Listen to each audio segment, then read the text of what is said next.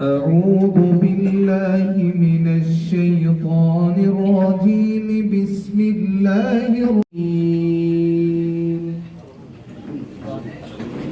سبحان الله إذا أفضتم من عرفات فاذكروا الله عند المشعر الحرام واذكروه كما هداكم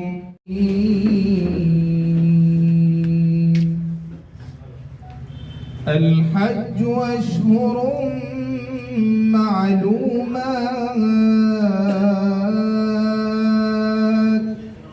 فمن فرض فيهن الحج فلا رفث ولا فسوق ولا جدال في الحج وما تفعلوا من خير يعلمه الله وتزودوا فإن خير الزاد التقوى واتقون يا أولي الألباب ليس عليكم جناح sir ऐसा आ जाओ उधर से जाने दो ना। जनाब अजीम इनकलाब साहब का इस्तकबाल किया जा रहा है। बैरिस्टर महाराष्ट्र के पहले बैरिस्टर जनाब उमर कमाल फारूकी साहब इस्तकबाल कर रहे हैं। कातिल मोहतरम जनाब उमर कमाल फारूकी साहब भाई प्लीज फोन पूरे साथियों का इस्तकबाल हमारे कातिल मोहतरम जनाब उमर कमाल फारूकी साहब करेंगे।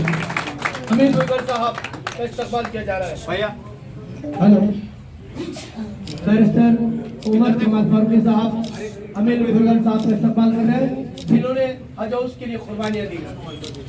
हेलो हेलो हमारे अमर चौर साहब ने हाई कोर्ट से नोटिस लाए, उनका भी इस्तकबाल किया जाएगा। मैं जनाब उमर कमाल फारूकी साहब से गुजारिश करता हूँ कि अमर चौर साहब का इस्तकबाल जनाब यासिर ऐसा हो गया बैरिस्टर साहब ऐसे ठीक जनाब यासिर सिद्दीकी साहब का इस्तकबाल हमारे बैरिस्टर उमर कमाल फारूकी साहब कर रहे हैं। जनाब सईद साहब का इस्तकबाल किया जाएगा। जनाब अमजद चाचू उनका भी इस्तकबाल मैं बैरिस्टर कमाल फारूकी उमर साहब से गुजारिश करूंगा कि वो अपने दस्तयाब मुबारक से जनाब चाचू का इस्तकबाल करें। अल्लाह आप लोग भाई आप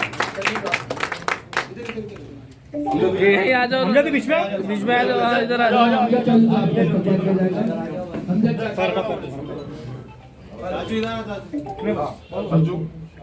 बस चाचू ये पूरे शहर के चाचू ही है। जनाब अमजद चाचू साहब का इस्तकबाल बैरिस्टर उमर कमाल फारूकी साहब कर रहे हैं। ठीक है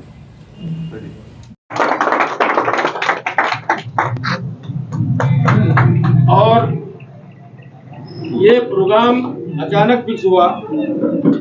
सम्माननीय कमाल फारूकी साहब, बैरिस्टर उमर फारूकी साहब, हमद चाऊ साहब, हमारे अमित भुईगर साहब, कुरैशी साहब, सलीम भाई और मेरे संघर्ष के साथी, जब मैंने आंदोलन शुरू किया था, मैं कुछ साहब इतिहास पर इस पे जोर डालने सिर्फ 2 मिनट आपका इस्तेमाल। ठीक है साहब ने मेरे सिर्फ 2 मिनट दिए तो मैं अपने 2 मिनट में ये बात रखूंगा कि मेरे साथ जो संघर्ष के मेरे साथी थे शेख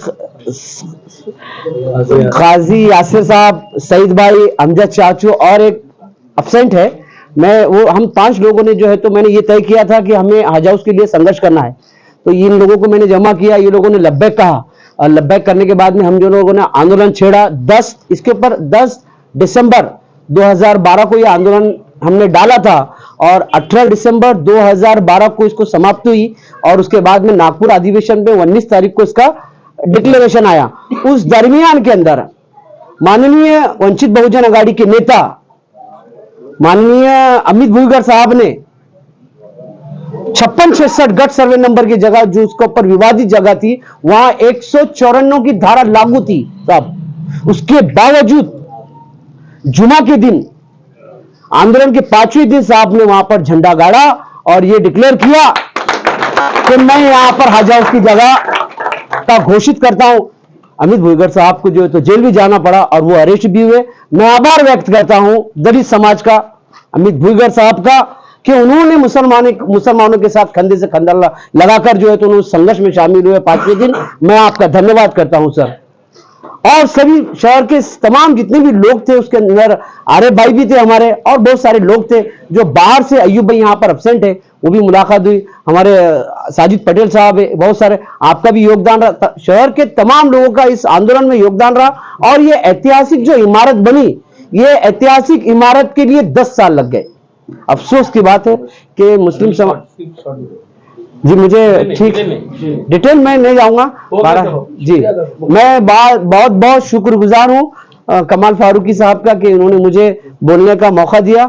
मैं आप सभी का शुक्रगुजार हूं कि आपने मुझे इज्जत नवाजी। जज़ाकुमुल्लाह खैरन कसीरन। आज हज हाउस के लिए जो लोगों ने हज हाउस के लिए लड़ाई लड़ी, उन सबको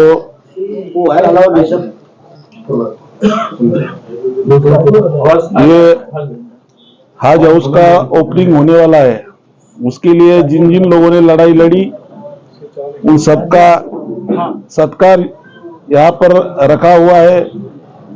और जो सत्कार जिन्होंने रखा वो हमारे कमाल फारूकी साहब, हमारे बैरिस्टर उमर फारूकी साहब, हमद चौस जिन्होंने उपोषण करे, हमारे आजिम इनकलाब जी, कुरैशी साहब, यहाँ पर जमा हुए सभी मेरे भाई पत्रकार, सभी हमारे बड़े बुजुर्ग, जिस टाइम हज हाउस का मसला चालू था और इन लोगों का उपोषण कलेक्टर ऑफिस के सामने चालू था, और मैं उस उपोषण को भेंट देने के लिए गया और मैंने देखा कि हज हाउस का जो आंदोलन है ये काफी सालों से चल रहा है।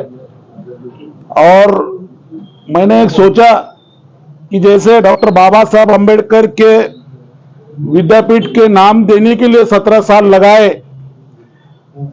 हजारों लोगों की उसमें जान गई, दंगे हुए, हर आंदोलन के बाद गांव-गांव को, झोपड़िया को दलितों के जला दिया जाता था। एक बहुत बड़ा संघर्ष हुआ और फिर डॉक्टर बाबा साहब अम्बेडकर का नाम ये मराठवाड़ा विद्यापीठ को 17 साल के बाद संघर्ष करने के बाद मिला। मुझे ऐसी लगा कि हमारे लोगों ने इतने साल संघर्ष करने के बाद नाम मिला, तो मेरे दिल में एक बात आई कि इतना ज्यादा बड़ा संघर्ष करने के बाद अगर ये मिलता है तो क्या फायदा। तो इसलिए मैंने जाके हमारे पार्टी के सदर आदरणीय बाबा साहब अम्बेडकर, प्रकाश अम्बेडकर साहब, इनसे बात किया और इन्होंने मेरे को ग्रीन सिग्नल दिया कि मुस्लिम भाइयों के लिए अगर तू लड़ रहा है तो अच्छी बात है। और मैं उसके बाद अम्बेडकर साहब ने बोलने के बाद मैं हमारे सब औरंगाबाद के सब कार्यकर्ता को साथ में लेके जाकर वो जगह थी, उस जगह को मैंने वहां बोर्ड ताबे में लिया और मीडिया को भी यह बताया कि ये जगह हज हाउस के लिए नियोजित है और इसका ताबा वंचित बहुजन आघाड़ी ने ले लिया करके। पुलिस आई, पुलिस ने हमें अरेस्ट किया। एक 4-5 दिन में जेल में भी था। मेरे सभी साथी थे, मेरे सब साथ के जो लोग थे उसमें कुछ लेडीज थी, लेडीज को छोड़ दिया गया, मगर हम लोगों को एक 3-4 दिन उन्होंने जेल में रखे।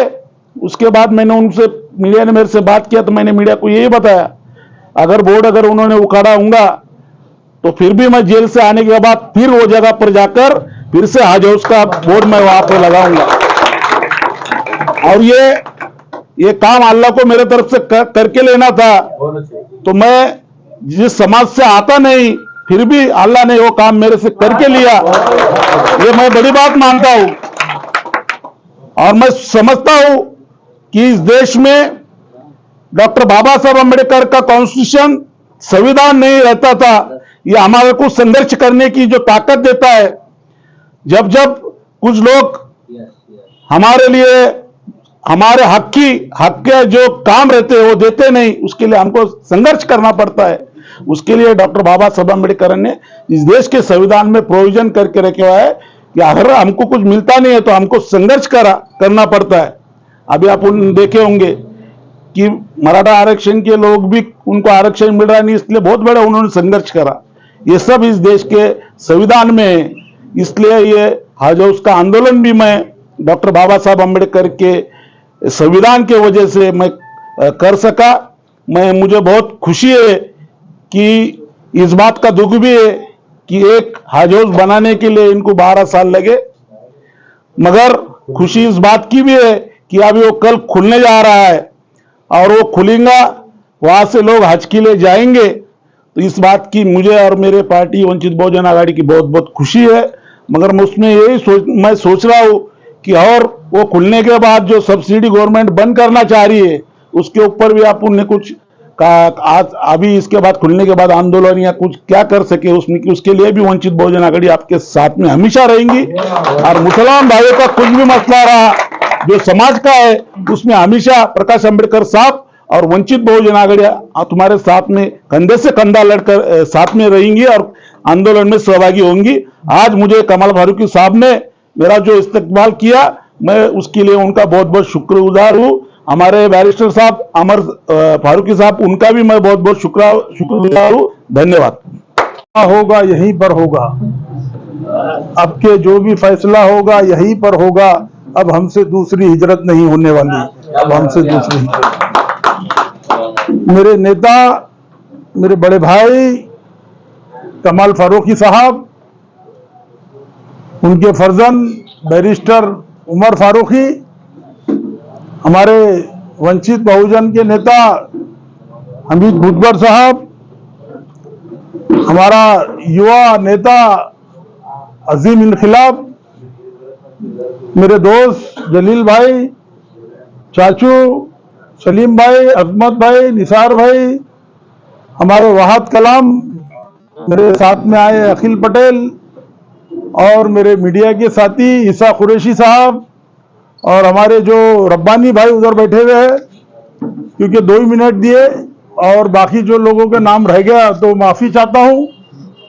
कमाल भाई, जब आपने बोल दिए तो मैं बोलने वाला नहीं था, लेकिन अब आपका डंडा था कि बोलना ही पड़ेगा, लेकिन आप मेरे नेता है, जब आपने बोल दिए तो मैं तय कर लिया तो मैं नहीं बोलूंगा, लेकिन आपने बोले कि भाई बोलना ही पड़ेगा। अब क्या बोलेंगे, आपने तो सब बोल ही दिया है। उसके बाद में हमारे अमित भुजबल साहब ने बोल दिया, फिर पूरी तारीख अजीम ने बोल दिया।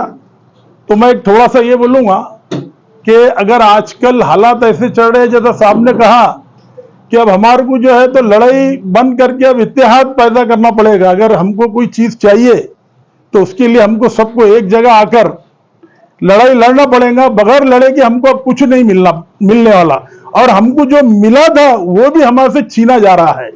तो उसकी सिर्फ एक ही वजह है कि हम एक दूसरे के खिलाफ लड़ रहे हैं, हम एक दूसरे के खिलाफ निगेटिव बातें फैलाते हैं, हम एक दूसरे के खिलाफ बोलते हैं। तो जैसा मेरे नेता ने कहा है कि भाई अब मिलने का टाइम है, अब सबको एकजुट होकर काम करने का टाइम है, क्योंकि यह देश चलता है बाबा साहब की घटना से, गांधी जी के विचारों से। तो जब तक के इस देश में गांधी के विचार वाले लोग हैं और बाबा साहब की घटना है, तो जब तक हम लड़ेंगे। जब हमने सारे लोगों को जो है तो निवेदन दिया, अजीम ने लड़ाई लड़े, 15 साल लड़े, सबको मिले, कई सरकारें आई, कांग्रेस की सरकार में उसको पैसा दिया, फिर शिवसेना बीजेपी की सरकार आई, फिर उसके बाद में अघाड़ी सरकार आई, फिर जो है तो शिंदे सरकार आई। हमने लगातार डिमांड करते रहे, क्योंकि मराठवाड़े के लोगों की भी ख्वाहिश थी, औरंगाबाद के बच्चे से बच्चा, बूढ़े से बूढ़ा, जवानों की, सबों की ख्वाहिश थी कि औरंगाबाद मराठवाड़े की राजधानी, यहाँ पर हज हाउस होना चाहिए। जब वो नहीं मिल रहा था तो हमारी और ख्वाहिश बढ़ गई। तो फिर हमारे एक ही चीज याद आया कि अभी इस देश में बाबा साहब का संविधान है, और वो संविधान के हिसाब से हमको कोर्ट से न्याय मिलेगा। और हम कोर्ट में गए और हमको न्याय मिला, और हम नामांतर की लड़ाई भी जारी है, हमारी CNRC की लड़ाई भी जारी है, आरक्षण की भी लड़ाई जारी है। अगर इस देश के अंदर संविधान बचाना है तो हम सबको, हिंदू मुस्लिम सीख ईसाई सबको एक जगह आना पड़ेगा। बस इतना ही बोल के मैं अपने 2 अल्फाज खत्म करूंगा। सबक फिर पढ़ सदाकत का, अदालत का, सुजाजत का, लिया जाएगा तुझसे काम दुनिया की इमामत का। खुदा हाफिज। सरकार मूर्ति और जिन लोगों ने औरंगाबाद हज हाउस का काम शुरू करना चाहिए, हज हाउस की जगह मिलनी चाहिए, उसकी तामीर होनी चाहिए, हाजियों को वहां सब सुविधा मिलनी चाहिए, इस मूवमेंट को औरंगाबाद मराठवाड़ा के तमाम उलमाओं ने, तमाम सियासी लीडरों ने, तमाम सोशल वर्करों ने, पत्रकारों ने और बिलखुसूस हमारे साथ साथ हमारे भाई अमित भोईगढ़ ने भी जो जद्दोजहद की कोशिश की, मैं उन तमाम का यहां शुक्रिया अदा करता हूं। और अजीम इनकलाब और इनके साथ में यहां बैठे हुए सभी 5 लोग, 10 लोग, 500 लोग जो भी थे, यासिर सिद्दीकी, सईद, चाचू, अमजद, इन लोगों ने कोशिश करके उपोषण भूखे रहकर हुकूमत महाराष्ट्र से नागपुर के अधिवेशन में कांग्रेस और राष्ट्रवादी की सरकार में जो इन्होंने इस काम को मंजूर करवाया, मैं इन तमाम का शुक्रिया अदा करता हूं और कांग्रेस पार्टी की नेता सोनिया गांधी और शरद पवार का भी शुक्रिया अदा करता हूं। और उसके साथ साथ प्रकाश अंबेडकर का भी शुक्रिया अदा करता हूं कि जिनके कार्यकर्ताओं ने मुसलमानों को कंधे को कंधा लगाकर हमारा साथ दिया। मैं प्रकाश अंबेडकर साहब और अमित भोईगढ़ का भी शुक्रिया अदा करता हूं, इसलिए कि यहां पर जगह लेने के लिए, जगह मांगने के लिए, जगह छीनने के लिए हमको जद्दोजहद करना पड़ी, हमारा हक हासिल करने के लिए। वो भी इस हक को हासिल करने के लिए उस मैदान में हज हाउस का बोर्ड लगाने वाला हमारा भाई अमित भोईगढ़ खड़े होता है और भोईगढ़ वहां पर कब्जा करता है, उसको पुलिस जेल में डालती है, जेलों के सलाखें बंद करती है और वो जेल में जाने के बावजूद हिम्मत नहीं हारता, आज तक हमारे साथ खड़ा हुआ है। हम उसका इस्तकबाल करते हैं। अजीम ने भूखा रहा, इन्होंने झंडा लगाया, काम मंजूर हो गया। कांग्रेस राष्ट्रवादी की सरकार ने हज हाउस को मंजूरी दी, पैसा दी, फंड दी, लेकिन सरकार बदली, लेकिन कानून नहीं बदलता। बदकिस्मती है कि हमारी सियासी लीडरान ने, चाहे वो सत्ता में हो या अपोजिशन में हो, उन्होंने इतना जल्द काम नहीं किया कि वो हज हाउस खुल जाए।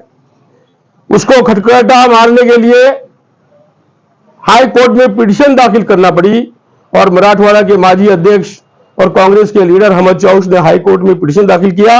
हाई कोर्ट ने नोटिस निकाला, उसके बाद फौरन हुकूमत ने कहा कि हम फौरन यहां पर हज हाउस खोल रहे हैं, हुकूमत ने एफिडेविट दी, हम चालू कर रहे हैं। मैं इसलिए कहना चाहता हूं, और ये अचानक प्रोग्राम फिक्स हुआ, यहां पर कोई पार्टी नहीं, कोई तंजीम नहीं, कोई मसलक नहीं, ये अचानक कल रात में बात हुई और हमने तय किए कि भाई जिन लोगों ने हकीकत में काम किया, जिनके नाम सरे फेरिस्त है, वैसे तो पूरी अवाम है, लेकिन कुछ लोग जो सियासी शऊर रखते, जो पॉलिटिकल एक्टिव है, वो लोग यहां आए गए। हमने कहा उनको बुलाना चाहिए और बैरिस्टर उमर ने कहा कि उनका इस्तकबाल करना चाहिए, हिम्मत अफजाई करना चाहिए। उसकी वजह यह है कि जिन हालात से हम गुजर रहे हैं, आज देश में क्या हाल है, आज राज्यों में क्या हाल है, हमारे पास नफसा नफसी का माहौल होते जा रहा है, एहसास कमतरी में लोग जा रहे हैं। इसलिए मैं कहना चाहता हूं कि तमाम इख्तिलाफात बाजू रखकर, तमाम मसलकों के झगड़े बाजू रखकर हमको मुत्तहिद होकर एक साथ आकर अपने मसलों को हल करवाना पड़ेगा। और ये हज हाउस का मसला तो हल हो गया, लेकिन बहुत सारी सुविधाएं, बहुत सारे काम, अक़लियतों की बहुत सारी स्कीमें बंद की जा रही है, बहुत सारे स्कीमात के साथ साथ जुल्म और सितम के काम चालू है। अभी एनआरसी, सीएए, ये 8 रोज 10 रोज में ऐलान होने वाला है। इसको हमको फाइट करना है, हमारे डॉक्यूमेंट्स तैयार करना है, हमको अपने मसाइल खुद हल करना है। इसलिए ये वक्त तनकीद का नहीं है, ये वक्त आपसी झगड़ों का नहीं है, ये वक्त मुत्तहिद होने का है, अक्ल से काम करने का है। और डॉक्टर बाबा साहब अंबेडकर ने जो हमको अधिकार दिया, उस अधिकार के मुताबिक अल्लाह रसूल के अहकाम की पाबंदी कुरान मजीद पर अमल करके हमको अपने हक लेना है, छीनना है, तो आप कामयाब रहेंगे।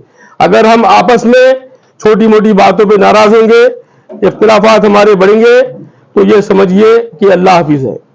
इसलिए मैं आज के इस प्रोग्राम में ज्यादा वक्त नहीं देना चाहता हूं, लेकिन जिन जिन लोगों ने हज हाउस के लिए काम किया, उर्दू यूनिवर्सिटी का मसला बाकी है, उर्दू के साथ साथ माइनॉरिटी की स्कॉलरशिप बंद है, तालीमी निजाम में सारा डिस्टर्ब किया जा रहा है, बहुत सारे मसाइल हैं, उसकी गुफ्तगू मुझे आज करनी नहीं है।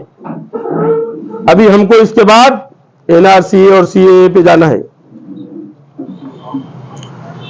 इसलिए इख्तिलाफात बाजू रखिए, झूठी गलत अफवाह पे ध्यान मत दीजिए, मुत्तहिद होइए, पढ़िए, ईमानदारी के साथ एक दूसरे का अदब करिए, बड़ों की इज्जत, छोटों से शफकत मोहब्बत करिए। और यहां पर आने वाला वक्त बहुत कठिन है, इसलिए मैं चाहता हूं, नौजवान यहां बहुत ज्यादा है, कसीर तादाद में, मैं ये चाहूंगा कि आप तालीम की तरफ ध्यान दें, गलत चीजों से बचे, बुरे कामों से बचे, और अपने इख्तिलाफात बाजू रखकर हमको यहां पर तरक्की की तरफ जाना है। और जो हज हाउस का काम किया गया, जिनमें तमाम लोगों ने साथ दिया, मैं उनका शुक्रिया अदा करता हूं। और यहां पर बहुत मुख्तसर में मैं कहूंगा कि जो लोग बैठे हुए हैं, ये बहुत मुख्तसर है, आपको 2-2 मिनट दिए जाते हैं, किसी पे तनकीद ना करते हुए मैंने क्या किया, मैंने अल्लाह के लिए किया। ये हज हाउस का मामला जो है ना, ये अल्लाह और बंदे का मामला है। नमाज पढ़ते ये अल्लाह बंदे का मामला है, ज़कात देते अल्लाह बंदे का मामला है। ऐसा जो आपने किए ये अल्लाह और बंदे का मामला है। इसका अगर आपको अजरवा चाहिए तो मैंने क्या किया, कुछ नहीं किया, ये मेरे से अल्लाह ने काम करवाया। ये दुआ करिए और बगैर किसी सियासी पार्टी पर तनकीद करे, बगैर किसी को बुरा बोले, मैं गलत हूं तू अच्छा है या तू अच्छा है मैं गलत हूं, इसकी जरूरत नहीं है। सब जानता है अल्लाह, बंदे भी जानते। हमारे आमालों की वजह से ऐसे लोग मुसल्लत हो रहे हैं। हमको अपना खुद का मुहासबा करना है। ये जो परेशानियां, वबा, मुश्किलें आ रही हैं, ये हमारे आमालों की वजह से आ रही है। ये हमको इसका आत्मचिंतन करना है, मुहासबा करना है। इसलिए नौजवान साथियों, ये बहुत मुख्तसर से प्रोग्राम में अचानक क्यों, तो अगर पानी जून में आया तो फायदा है, जुलाई में, मार्च से अगर पानी आएगा तो किसी काम का नहीं है।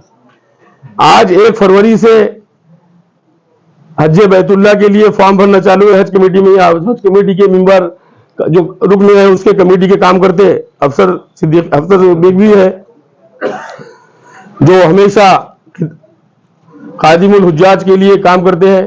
फैयाज सेठ है, अजमत भाई है, फैयाज भाई देवलई वाले आए हुए हैं, रब्बानी है यहाँ पर, अजमत भाई है, फरत है, इरशाद है, काजी शारिक है, काजी शारिक दूसरे भी है, अकरम भाई है, हाजी ईसा कुरैशी जमीयतुल कुरैश के सदर है, जमील भाई है कांग्रेस के लीडर।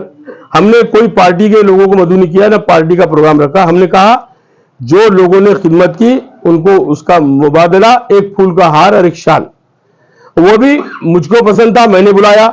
और किसी को कुछ पसंद है तो उनका इस्तेमाल करे।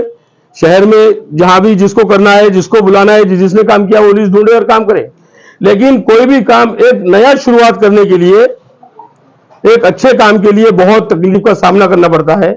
वो आज हमने शुरू किए, अब शहर में जिसको करना है करे। एक नौजवानों में उभारी लाए।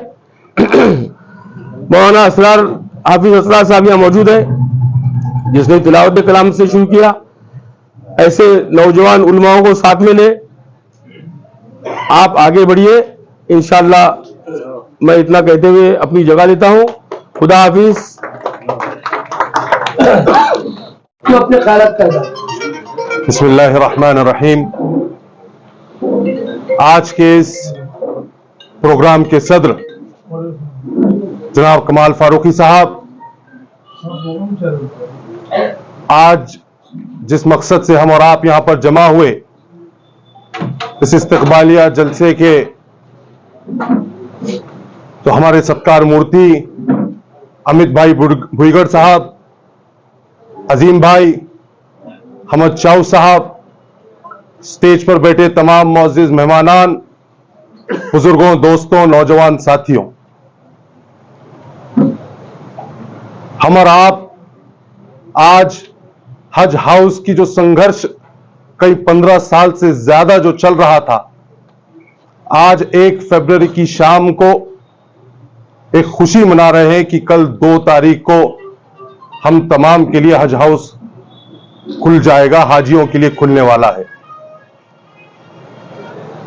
लेकिन क्योंकि हम मुसलमान हैं और हमारे नबी मोहम्मद सल्लल्लाहु अलैहि वसल्लम ने हमें ये तालीम दी कि अगर कोई तुम्हारा कांटा भी निकालता है तो उसके हमें एहसानमंद होना है,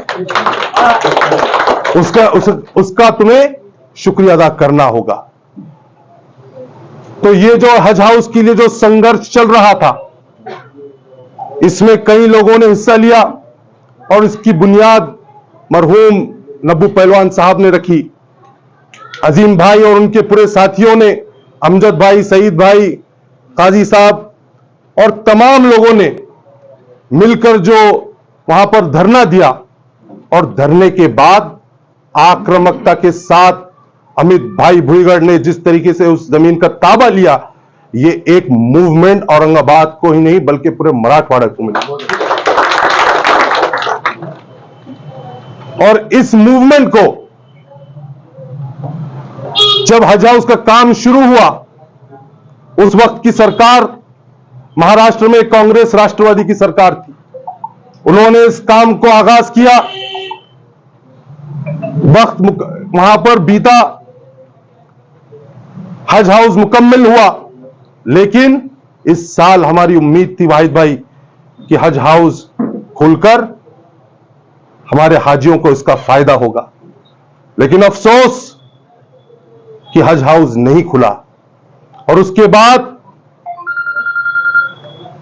मराठवाड़ा के सदर कांग्रेस के अल्पसंख्यक के हमारे अहमद भाई चाऊ साहब Bombay high court Aurangabad bench में पिटीशन करते हैं और हाई कोर्ट को कहते हैं कि इससे अवाम का नुकसान हो रहा है, बिल्डिंग खड़ी है, खर्च हो चुका है, सब चीज रेडी है, उसके बावजूद क्यों ताला नहीं खुलता।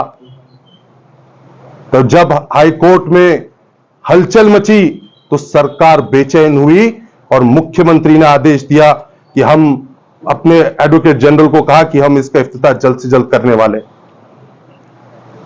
तो ये जो सफर रहा, ये सफर हम सबको एक मैसेज देता है कि पहले हम मोहब्बत और खुलूस से कोशिश करें अपने हक मनवाने के लिए, लेकिन अगर आपको मोहब्बत और खुलूस के साथ, दियानतदारी और ईमानदारी के साथ आपके अधिकार नहीं दिए जाते हैं, तो जिस तरह अमित भाई ने कहा, डॉक्टर बाबा साहब अंबेडकर के संविधान ने आपको अधिकार दिया है कि आपके अधिकार अगर कोई नहीं देता है तो उसे छीन कर लेने की ताकत पैदा करना पड़ेगी।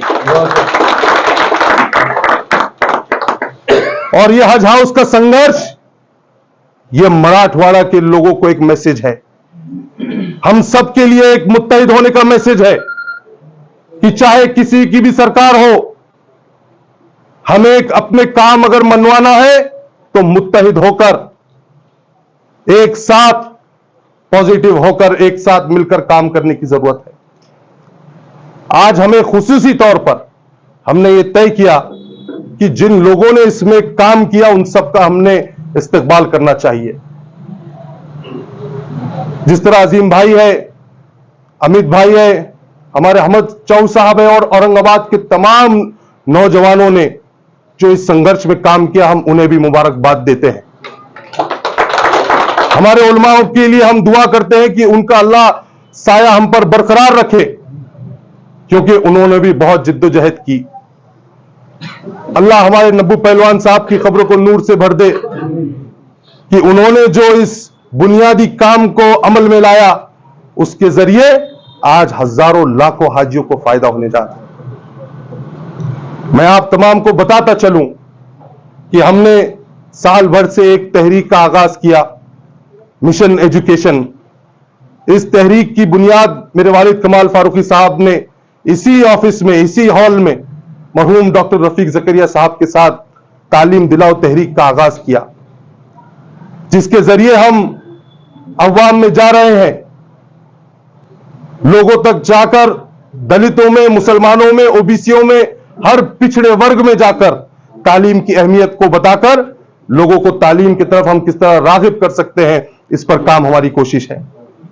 आज हज हाउस की बिल्डिंग ये हाजियों के लिए साल में एक बार इस्तेमाल में आएगी, उनकी ट्रेनिंग के लिए इस्तेमाल आएगी, लेकिन हमारी सरकार से अपील है, यहां पर तमाम लोग संघर्ष योद्धा है और हम सबको चाहिए मिलकर कि हम एक तहरीक का आगाज करें कि हज हाउस में हमारे नौजवानों के लिए, जो बच्चे पढ़ना चाहते हैं, यूपीएससी एमपीएससी में आगे बढ़ना चाहते हैं, उनके लिए स्टडी सेंटर खुलना चाहिए और उनको फायदा मिलना चाहिए। बहुत बड़ी इमारत है, बहुत बड़ी जगह है, इसका फायदा ज्यादा से ज्यादा कौम और मिल्लत को होना चाहिए और न सिर्फ औरंगाबाद के लोगों के लिए बल्कि पूरे मराठवाड़ा के लोगों को इसका फायदा होगा इंशाअल्लाह।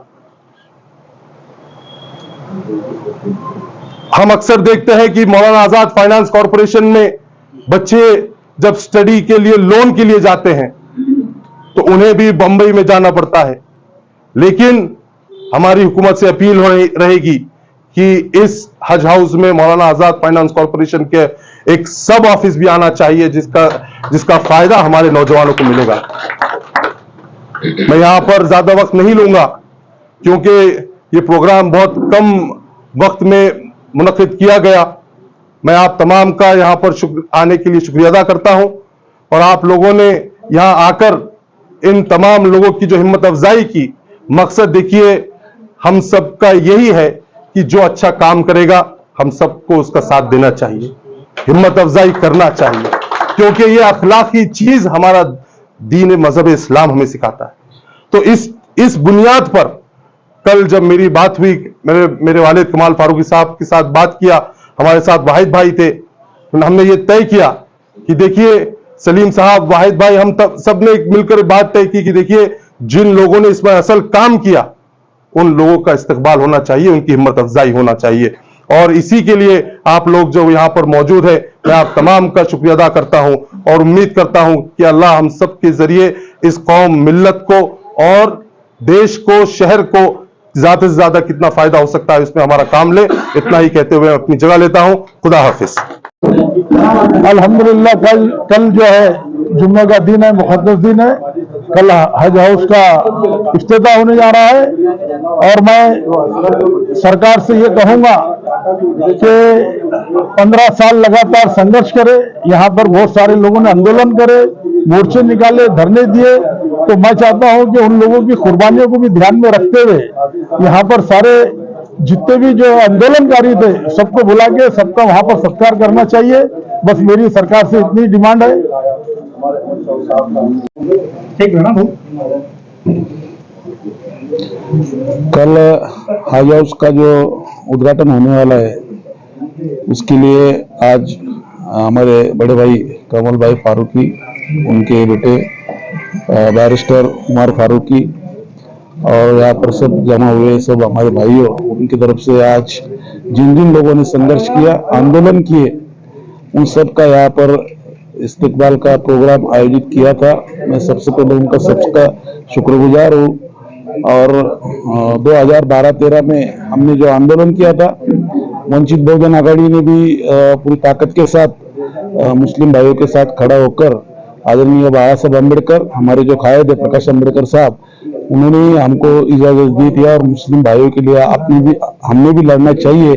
और उन्होंने बोलने के बाद हम सब कार्यकर्ता औरंगाबाद के जाकर उस जगह का हमने वहां पर ताबा लिया था और लगभग 4-5 दिन हम सब लोग, मेरे साथ में जो भी कार्यकर्ता थे औरंगाबाद के, मेरे साथ के वंचित बहुजन आघाड़ी के, उसमें महिला भी थी और मेरे साथ में कंधे से कंधे लगाने वाले वंचित बहुजन आघाड़ी के सब कार्यकर्ता थे। हम सबको उस टाइम जेल में भी जाना पड़ा और हम जब जेल में थे जब आर पाटिल साहब, स्वर्गीय आर पाटिल साहब, उन्होंने घोषणा की मीडिया में नागपुर विभागीय अधिवेशन में और हज हाउस की मंजूरी दी। उसके बाद हम छुटकर आने के बाद इधर कांग्रेस के राज्य में काम को शुरुआत हज हाउस की गई और काफी टाइम के बाद, एक 10-12 साल के बाद हज हाउस का ओपनिंग होने जा रहा है। इस बात की हम सबको खुशी है कि हमारे सब मुस्लिम भाई हज के लिए यहाँ से जाएंगे, मराठवाड़े में से सब हमारे भाई यहाँ से हज के लिए जाएंगे और हमने जो आंदोलन किया वो सब हमारे भाइयों के लिए किया था। ऊपर वाले ने जो मेरे से काम करके दिया उसके लिए मैं बहुत खुश हूँ और मैं सभी का आज जिन्होंने मेरा इस्तेमाल किया उन सबका मैं शुक्रगुजार करता हूँ। धन्यवाद।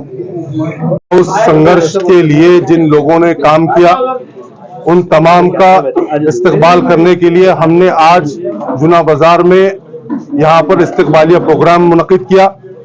हज हाउस की जो बुनियादी जो मसला चल रहा था, इसके लिए जिन लोगों ने डिमांड किया, आंदोलन किया, जेल गए और यहाँ तक कि कोर्ट तक जाना पड़ा, उन तमाम लोगों का आज इस्तकबालिया जलसा रखा गया। खुसूसी तौर पर यहाँ पर जो औरंगाबाद में एक बहुत बड़े लेवल पर धरना चला, उसमें हमारे अजीम भाई और उनके पूरे तमाम साथी, अमजद भाई, सईद साहब, सिद्दीकी साहब, अयूब भाई और जिन्होंने आक्रामकता के साथ इस जमीन का ताबा लिया, हमारे बड़े भाई अमित भाऊ बुईगढ़ साहब, और कोर्ट से जिसने अपनी पिटीशन दाखिल करके सरकार को हलचल कर सरकार से इस काम को करवाने का काम जो शुरू किया, हमारे अहमद चौध साहब का, इन तमाम लोगों का हमने इस्तकबाल रखा था। आज हम इसके जरिए, इस प्रोग्राम के जरिए इत्तेहाद का मैसेज दे रहे हैं और हम सबसे अपील कर रहे हैं कि हम सबको चाहिए कि हम किस तरह पॉजिटिवली कौम और मिल्लत के मसलों को हल कर सकते हैं। इस पर एक प्लेटफॉर्म पर आने की जरूरत है और ज्यादा से ज्यादा कोशिश करने की जरूरत है कि हमारे अवाम को इस हज हाउस का फायदा किस तरह हो सकता है। हमने मांग की है सरकार से कि स्टडी सेंटर इस हज हाउस में जो बच्चे एमपीएससी, आईएएस, आईपीएस के लिए तैयारी करेंगे उनके लिए एक स्टडी सेंटर का भी यहाँ पर ऑफिस, यहाँ पर एक सेंटर खुला होना चाहिए और इसी के साथ साथ मौलाना आजाद फाइनेंस कॉर्पोरेशन का भी सब ऑफिस इस हज हाउस में आना चाहिए। ऐसी हमारी डिमांड है।